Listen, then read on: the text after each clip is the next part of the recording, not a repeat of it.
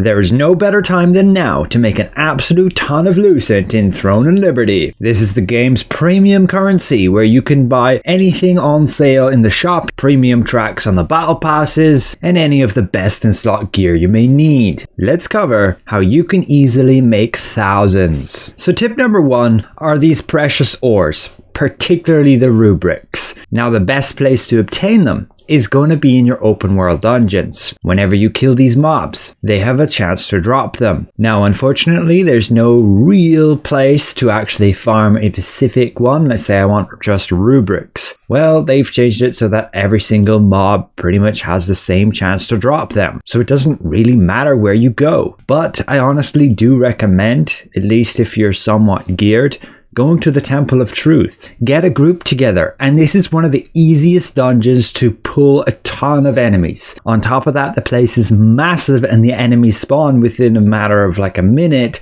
and so it's so easy, despite there being thousands of players, to just continually farm these mobs. You ultimately obtain these ores and you can sell them for an absolute ton. You can go to the crafters, and yes, you can craft the blue ones into the purple ones, and they might sell a bit higher than say the blue ones just because people need the purple ones more often. But just be aware, you have to have contract tokens in order to farm these enemies and actually get the drops.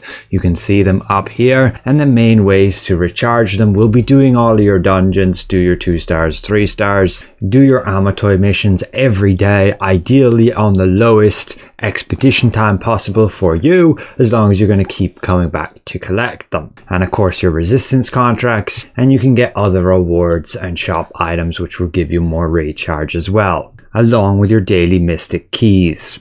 Open those globes. Tip number 2 is going to be trade extracts, but also taking advantage of all the adventure coins you probably got. Personally, I got a good few thousand, and what you can do is craft all of this gear. You may have seen people going crazy on crafting Rex Chimeras crossbows, and people done this simply to get the attack speed trait. They still sell for over 90 Lucent. But you should ultimately check out the different gear options. It's honestly right now the best to actually craft cloaks and ultimately take away the skill damage resistance, or to craft rings and take away the skill damage boost. And then you will go trade extract those, as you may be very familiar with, using the trade extract stones, primarily from your contract coin merchant, but also available in your battle pass and ornate coin shop. So tip number 3 is pretty much doing everything you possibly can to obtain the new tier 2 gear. You can buy precious blessing pouches from your contract coin merchant.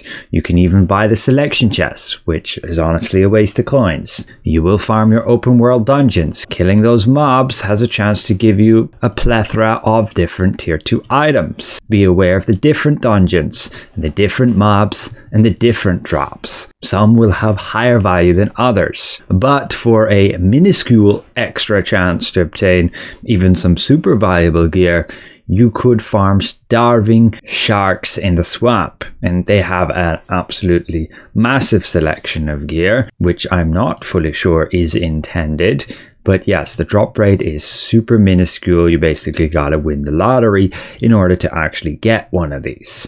But you can take away thousands of Lucent if you do hit that jackpot. And your main strategy of what to actually do with that tier 2 gear is again to either trade extract it or convert it to a lithograph. You're going to have to choose for yourself depending on the value of the item. Have a look on your auction house, look at the value of said trait you exactly dropped, and look at the value of the lithograph of that item. You can also take advantage of crafting. When you use a lithograph book and create an item, you have a 20% probability chance, as per the website, to yes, get a great success. And what that means is you can sell the item directly. For example, we look at this Bulwark of Invulnerability, cheapest price 1,800. But if you look at the lithograph, that sells for just over 1,000. So you're getting a ton of extra value by getting a great success. Be aware, every week you also want to do your secret dungeon, your solo dungeons, in order to also have a chance to get these tier 2 weapons, which again, you can lithograph or trade extract. And of course you have the 3-star dungeons, which you can play and potentially obtain tier 2 gear too, with 2 new dungeons releasing under 2 days. Go to your field bosses every single day. Ideally go to one of the newer tier 2 ones that actually drops this new gear, and keep in mind of those milestones and when we'll actually get a new field boss like Paculo, Manticus Brothers, and finally the arch bosses. Starting March the 13th we get Nebula Island. You'll be able to farm currency here and take away some of the rarest and exclusive tier 2 gear available. Additionally, do your contracts and get more precious blessing pouches, which means, yes, more chance to obtain tier 2 gear to again sell either the trait or the lithograph. Tip number 4, the Material Transmutation system. This, at some point, we don't know when, will be getting updated to conversion tier 4 or 5, ultimately allowing us to get a chance to get tier 2 gear, and potentially some of the most exclusive tier 2 gear in the game. Like we had back in tier 1, it dropped the Band of Universal Power and Belt of Bloodlust, and so it could be dropping some other exclusive field boss items that are otherwise really hard to obtain.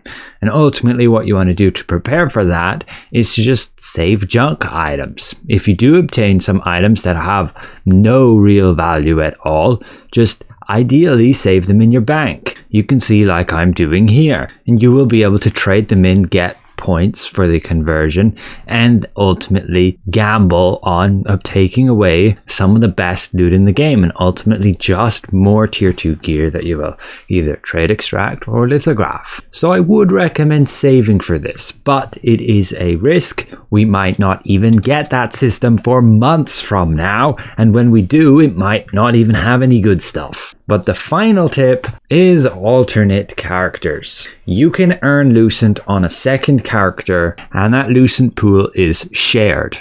Anything you sell on this character will contribute to the Lucent pool that you can spend on your main character. And so having an alternate character allows you to spend even more contract tokens, spend even more time farming ores and gear in open world dungeons, allow you to do even more co-op dungeons and solo dungeons, along with guild bosses if you're in another guild, resistance contracts, and more. It can be very valuable, but only if you have the time for it, of course. Overall, I hope these top 5 tips help you out to ultimately make the most amount of Lucent you can in this game. It's going to be heavily dependent on your luck and also how much time you have. Like, there's even the possibility AFK farm mobs in the new areas, and they can drop some tier 2 gear as well. Even these dwarves drop these obsidian pieces. Again, ultra low drop rate, but can be used to craft these black anvil weapons,